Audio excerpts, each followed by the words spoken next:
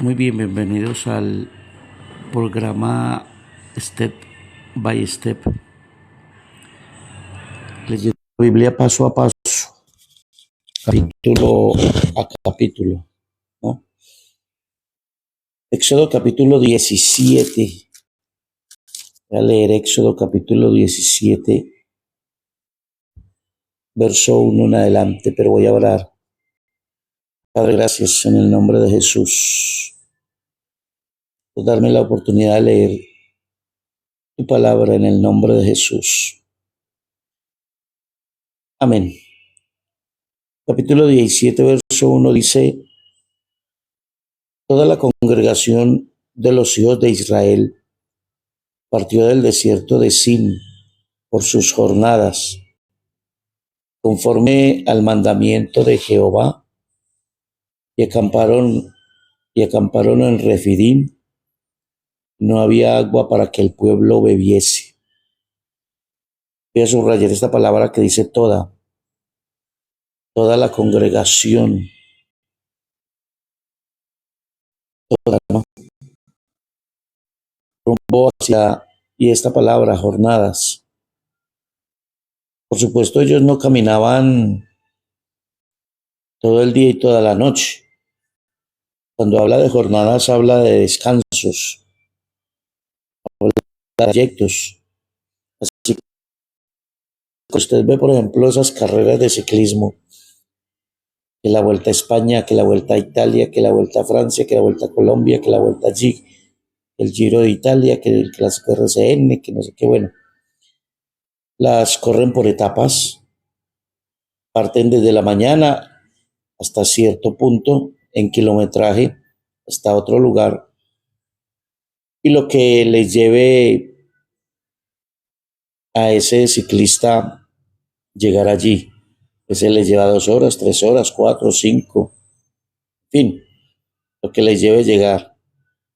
Cuando habla de jornadas, precisamente habla de eso, de que el pueblo partió ordenadamente trayectos. Es como usted ser un caminante y decir, de tal pueblo a tal pueblo me voy en tal día. Llega allá, descansa, el otro día vuelve, así.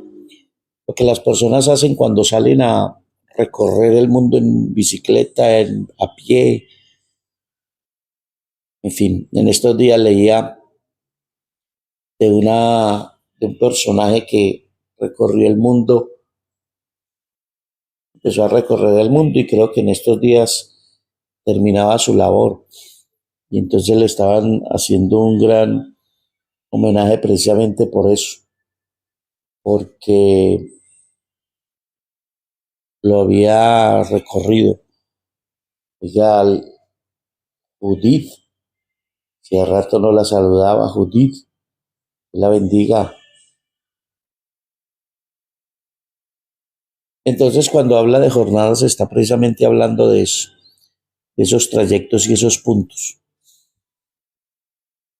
Eh, Así es que se debe pelear la vida cristiana, ¿no? Batalla por batalla, día a paso, día a pasito, que venzo esto, que venzo lo otro, y ahí va caminando, ahí va llegando, ahí va. Ese es el propósito. Cuando uno se afana, y de hecho Mateo habla de eso, del afán. Dice que nadie puede añadir a su estatura un codo, que con el afán no se gana nada, ¿no? Este camino del Evangelio hay que pelearlo por jornadas. Si se presenta una batalla hay que ganarla, hay que pelearla y ganarla. Si se presenta otra también. Y a veces cuando se presentan varias hay que ir escogiendo cuál vamos ganando. El propósito es así, ¿para qué? Para precisamente no cansarnos. Cuando uno se cansa es que no quiere, difícil. El 2 dice, y altercó el pueblo con Moisés, y dijeron, danos agua para que bebamos. Y Moisés les dijo, ¿por qué altercáis conmigo? ¿Por qué tentáis a Jehová? Es que este pueblo es tremendo. No, ellos no saben pedir, piden de una manera eh, murmurosa, si existe esa palabra. Piden murmurando, no sabe pedir. Por eso es que Moisés llama, ¿por qué altercáis contra Jehová? Dice aquí. Porque es que lo que ellos piden, lo piden en enojo, porque no tenemos, ¿qué es lo que pasa? Así hicieron cuando pidieron de comer, ¿no? Cuando pidieron de comer, ellos dijeron, nos sacaron para matarnos de hambre. O sea, no fueron capaces de decir, Moisés, bueno, les llevamos un recorrido, creo que tenemos hambre. Entonces, Moisés, ¿de dónde vamos a comer? Vamos a orar a Dios que nos provea. Bueno, Moisés, usted es el líder, mire. Pero no, de una vez fueron a Moisés a decirle, nos sacaste para matarnos de hambre. Sí, esa es la posición, esa es la gente, ¿no? Entonces me llama la atención. Por eso es que Moisés les dice que eh, tientan a Jehová y están altercando. Mire, Moisés les dice, y altercó el pueblo, altercó es pelear, es murmurar, altercar es presentar pleito. Las cosas son diferentes como las presentamos, como las hablamos, como las decimos. Y a veces realmente decimos las cosas altercando, ¿no? Y hay una gran enseñanza para nosotros de cómo hacer reclamos. A veces el reclamo nuestro es de una vez con ira, con enojo, con desprecio, con humillación, con afrenta. Y ese era este pueblo.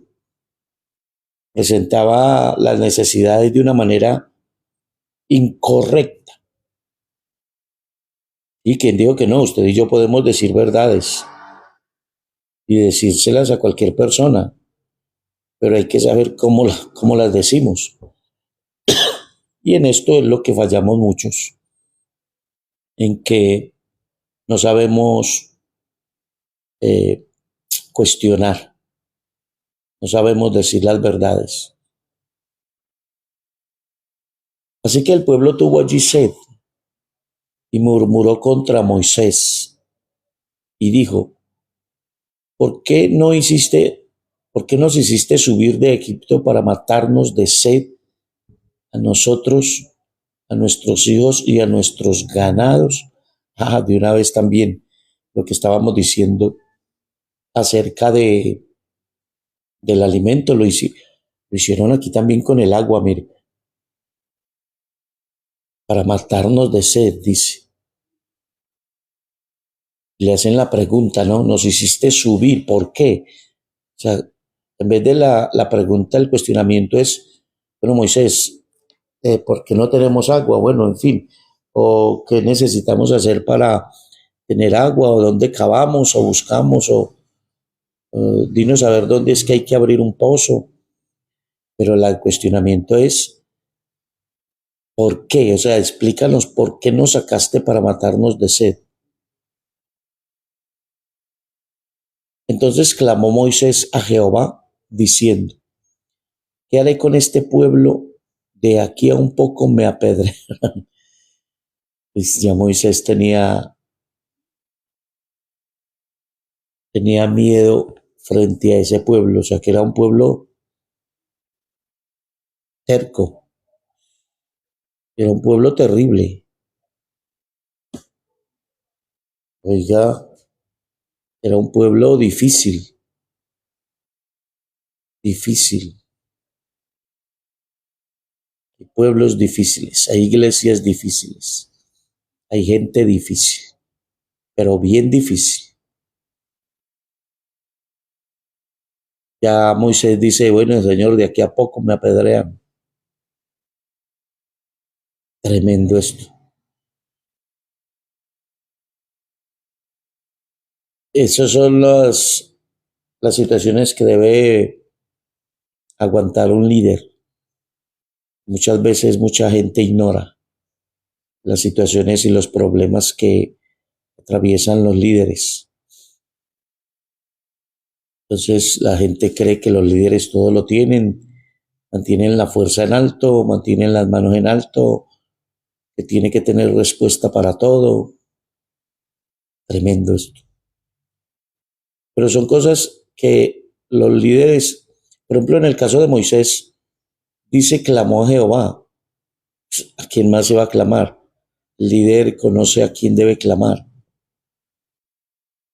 Entiende Moisés que la situación, el pueblo que está guiando es el pueblo que Dios sacó de Egipto, por lo cual es pueblo de él. Lo que uno tiene que entender, ¿no? Pero aquí ya tenemos un líder temeroso por la situación que está viviendo en medio del pueblo. Pueblo altercador, murmurador, problemático. Es difícil. Y Jehová dijo a Moisés, pasa delante del pueblo y toma contigo de los ancianos de Israel y toma también en tu mano tu vara con que golpeaste el río y ve. He aquí que yo estaré delante de ti allí sobre la peña en Horeb y golpearás la peña y saldrán de ella aguas y beberá el pueblo. Y Moisés lo hizo así en presencia de los ancianos de Israel. Y llamó el nombre de aquel lugar Masac y Meriba, por la rencilla de los hijos de Israel, y porque tentaron a Jehová diciendo, ¿está pues Jehová entre nosotros o no? Oiga, esto es una manera grosera de ellos dirigirse a Dios, ¿no? Sí, de una manera altanera, ¿está pues Jehová entre nosotros o no? Y me llamó la atención esta palabra, rencilla, porque ese lugar fue llamado así precisamente por el altercado que ellos presentaron. O sea, quedó un lugar mal marcado por la situación del pueblo. Se supone que hemos de dejar marcas buenas en nuestro caminar, pero a veces dejamos marcas malas. Entonces vino Amalek y peleó contra Israel en Refidim. Y dijo Moisés a Josué, escógenos varones y sal a pelear contra Amalek. Mañana yo estaré sobre la cumbre del collado y la vara de Dios en mi mano. Esto sobre Amalek hay que tenerlo en cuenta porque esta parte nos da respuesta de la orden que Dios le dio a Saúl. Por allá creo que está en el capítulo 15 de primero de Samuel, cuando le dijo, ve y hiere a Amalek, no dejes nada. Este es el punto de referencia para entender ese mensaje que Dios le dio al, a Saúl, que exterminara a Amalek. A veces la gente no se mete por ahí.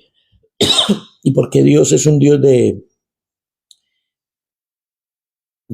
sin misericordia, que mata toda clase de personas. Es un Dios malo, dice mucha gente. Hay que entender aquí este punto de entrada. Amalek fue una nación que no le dio paso al pueblo que venía de la liberación. Jesucristo dijo algo de eso cuando dice, hay del que pone tropiezo a uno de estos mis pequeños. Mejor le fuere que se amarrase una piedra en el cuello y se tirase al fondo del mar. Hablando de estorbar, ¿no? Y eso fue precisamente lo que hizo Amalek. estorbó el paso del pueblo que salía de 430 años de esclavitud. Y ahí el resultado es precisamente lo que vemos en el libro de Samuel, donde sí o sí Amalek fue extirpado, ¿no? No lo hizo Saúl, pero sí lo hizo Samuel. Entonces, este punto es un punto para entender a veces textos que uno le es difícil. Como Amalek entra en guerra, el encargado del ejército es Josué, mientras Moisés hace su parte. Dice que tomaría la vara de Dios y subiría al monte. Y el 10 dice, hizo Josué como le dijo Moisés, peleando contra Amalek. Y Moisés y Aarón y Hur peleando contra Amalek. Y Moisés y Aarón y Hur subieron a la cumbre del collado. Y sucedía que cuando alzaba Moisés su mano, Israel prevalecía. Mas cuando él bajaba su mano, prevalecía Amalek. Contraste. Sube con Aarón y Hur. Y uno se preguntará, ¿pero por qué? ¿Por qué acompaña a Moisés? Estos dos deberían estar en la guerra. Pero mire, él toma la vara de Dios. El propósito es que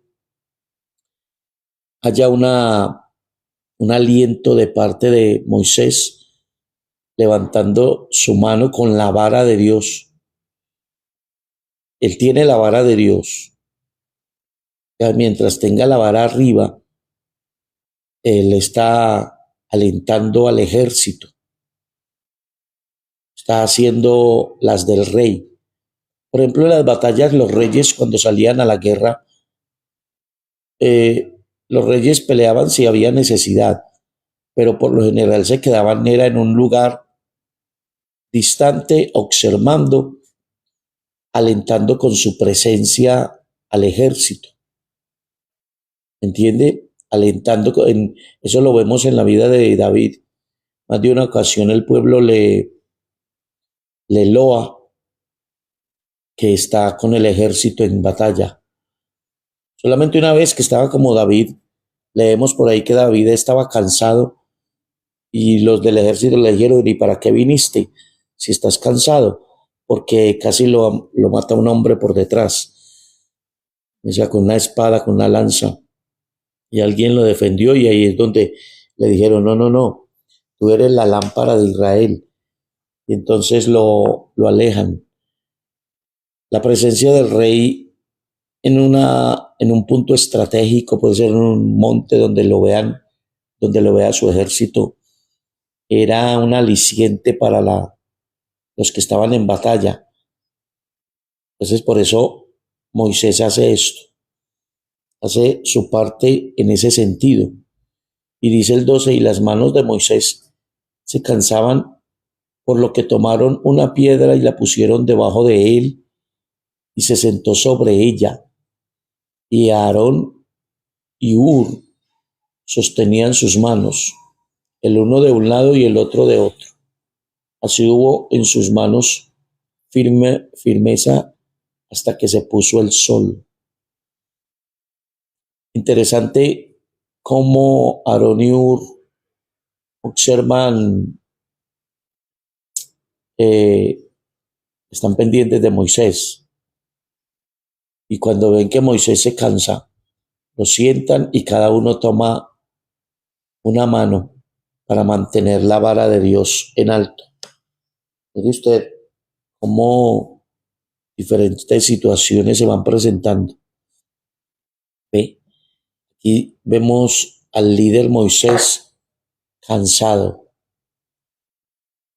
Las personas piensan que un líder no se cansa, ¿no? Pero sí, mire aquí, se cansó. Y ve que cuando el pueblo, cuando Moisés mantiene la mano en alto, el pueblo vence abajo. Y cuando se le está cayendo, el pueblo está perdiendo. ¿Qué efecto tiene eso? Es como si fuera un efecto dominó, ¿no? Que usted pone las fichas de dominó de un espacio adecuado y luego solo con tirar una, las demás van al piso. Eso era lo que pasaba aquí. Ahora recordemos que él tenía la vara de Dios en la mano. Eso es como Dios también dándole un mensaje al pueblo. Pero me encanta cómo Aarón y Ur están prestos para ayudar a levantar las manos de Moisés. Están prestos. Ellos entienden que el pueblo, ellos están entendiendo el mensaje. Entienden el mensaje claro. ¿Cuál es el mensaje claro? Que ellos están observando la batalla abajo, ¿no? Y observan y detectan, dice, cuando Moisés está con la mano en alto, este pueblo está venciendo abajo. Y cuando Moisés baja la mano, este pueblo está perdiendo. Captan eso, o sea que tenían también Aarón y Ur la capacidad de ver más allá de lo que sucedía en el campo de batalla. ¿Okay? Tenían una visión periférica bien buena, bien controlada. Algo así como lo que debemos tener nosotros. Una visión buena de nuestro alrededor, lo que está sucediendo a nuestro alrededor. Hay cosas que son negativas, y entonces tenemos que tener la capacidad de sobreponernos de ellas, ¿no? Es decir, no podemos andar como a tientas, a ciegas. Debemos andar observando a nuestro alrededor. Es como el que maneja un automóvil, que maneja un carro cualquiera que sea, tiene que tener una concentración máxima y tener una visión muy grande del escenario que está viviendo. Quién viene por la derecha, quién viene por la izquierda, quién hay atrás, quién delante, dónde voy a pasar, cómo voy a pasar, quién no me estorba, quién sí. Cuando usted y yo no hacemos eso, ¡pum! Y donde viene el choque, el accidente, precisamente porque no miramos a nuestro alrededor. Pues tenemos que ser de esas personas que miremos a nuestro alrededor, conscientes de lo que se mueve. Por eso me llama la atención el papel de Aarón y Ur, personas que no están ahí para criticar a Moisés. Vea, ya se cansó, vea, no es que el líder, no es que la persona que Dios llamó ya está, vea, así, sin fuerzas, ya está agotado, vea, ya no es capaz de levantar la mano, ya la vara está abajo. ¿Sí ve? Sino que están ahí para observar y para mirar en qué pueden colaborar. Así que ven una piedra o la toman, siéntate aquí Moisés, que nosotros nos encargamos del resto, tú descansa ahí y nosotros nos encargamos de levantarte las manos para que el pueblo venza. Oiga, yo no había visto desde ese punto el papel de, ¿no? Interesante, interesante el papel de estos dos hombres. No están ahí para empujar a Moisés o para anularlo, sino para ayudarle. Y entonces cuando ellos hacen eso, dice el 13, y Josué deshizo a Amalek y a su pueblo a filo de espada.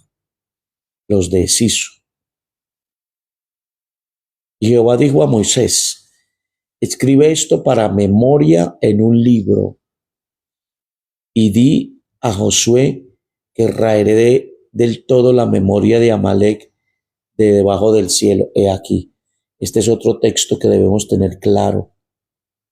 para lograr entender por qué la orden, voy a subrayar este texto, por qué la orden de Dios porque a veces hay gente que cuando lee esa orden que Dios le dio a Saúl, ahí mismo se van contra Dios y ve que sí es un Dios malo. Y precisamente ese es el texto clave de todos los escépticos, todos los enemigos del Evangelio, los ateos, para decir, Dios en el Antiguo Testamento era un Dios malo y en el Nuevo era un Dios bueno. Ese es el texto clave. Pero son personas que no ven estos textos que hemos visto. Es una promesa que Dios hace. ¿Cuál promesa? Raeré a Amalek de debajo de la tierra, de debajo del cielo.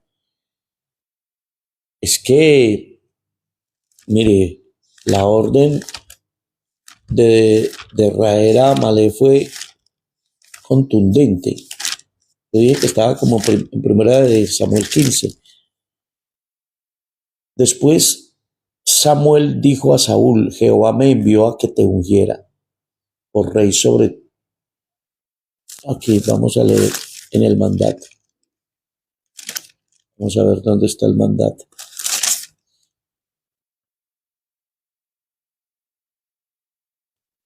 Yo creo que está ahí en el 15. Sí, en el 15. Porque aquí ya hay la falla. Aquí. En el 1 y el 2, Samuel está recriminando a Saúl su desobediencia. Pero en el 3 dice, hiere a Amalek y destruye todo lo que tiene. No te apiades de él.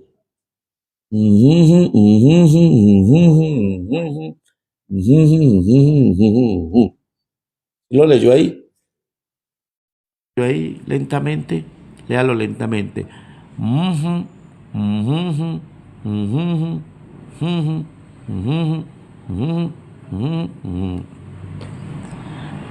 Terrible, mire usted. Y entonces los enemigos del Evangelio leen eso, dice, vea, si ve, es un Dios malo. Pero ya hay una promesa aquí de juicio. Y Jehová dijo a Moisés, escribe esto para memoria en un libro. Y di a Josué que raeré del todo la memoria de Amalek de debajo del cielo. Ya estuvo. Que Dios lo puso en la mira. Y Moisés edificó un altar y llamó su nombre Jehová Nisi.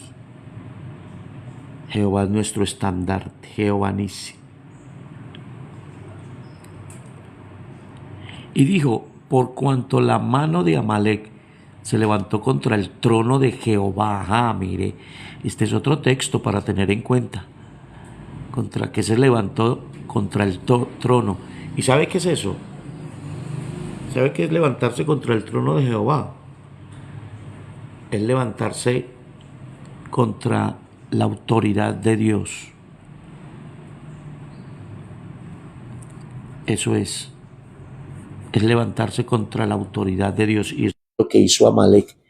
Se levantó contra la autoridad de Dios. Y bueno, levantarse contra la autoridad de Dios es perder. Usted se puede levantar contra la santidad de Dios. Y eso Dios lo aguanta. Pero quererse levantar contra la autoridad de Dios, usted pierde, yo pierdo. Cualquiera pierde. Si no, pregúnteselo al lucero hijo de la mañana que hoy es Satanás. Se levantó contra la autoridad de Dios y dijo, yo destrono a Dios, yo lo quito de este lugar y me siento yo y empiezo a gobernar desde el trono, seré Dios. Y Dios dijo, ¿qué? Seguro. Y Satanás. Luego la tercera parte de los que dijeron, nos apoyamos al lucero hijo de la mañana, lo apoyamos, lo apoyamos. El Señor le dio también.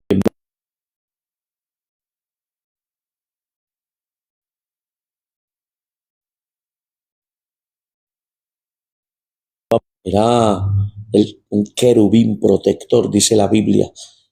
que él era un querubín protector. Así que el querubín protector rebelde y la tercera parte de los ángeles abajo. Ya no hay morada para ellos, les dijo Dios, acá en el cielo. ¿Por qué? Porque se trataron de levantar contra la autoridad de Dios. Y eso fue lo que hizo Amalek. Amalek se levantó contra la autoridad de Dios. Y por eso fue un pueblo que fue extirpado.